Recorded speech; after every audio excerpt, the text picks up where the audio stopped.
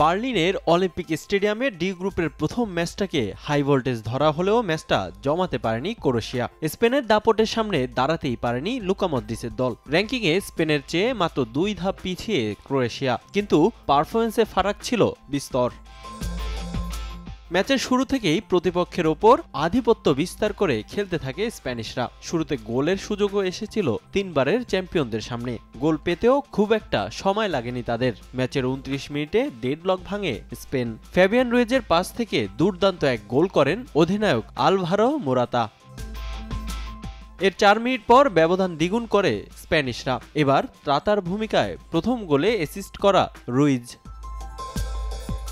দ্বিতীয়ার্ধের যোগ করার সময়ে ব্যবধান 3-0 করে স্পেন। ইয়ামালের ক্রস থেকে গোল করে ব্যবধান বাড়ান দানি কারভাহাল। দ্বিতীয়ার্ধের শুরু থেকেই গোল শোধে স্পেনের রক্ষণে একের পর এক আক্রমণ চালায় ক্রোয়েশিয়া, তবে গোল আদায় করতে ব্যর্থ হয় কয়েক দফা। 78 মিনিটে পেনাল্টি পায় ক্রোয়াটরা, তবে স্পট কিক থেকে বল ফেরত পাঠান স্প্যানিশ গোলরক্ষক। ফিরতি বলে ক্রোয়েশিয়া গোল আদায় করলেও ভিএআরে তা বাতিল করেন রেফারি। এরপর আর কোনো দল গোলের দেখা না পাওয়ায় 3-0 ব্যবধানে জয় পায় স্পেন। রিফাতুল ইসলাম মিরন, সময় সংবাদ।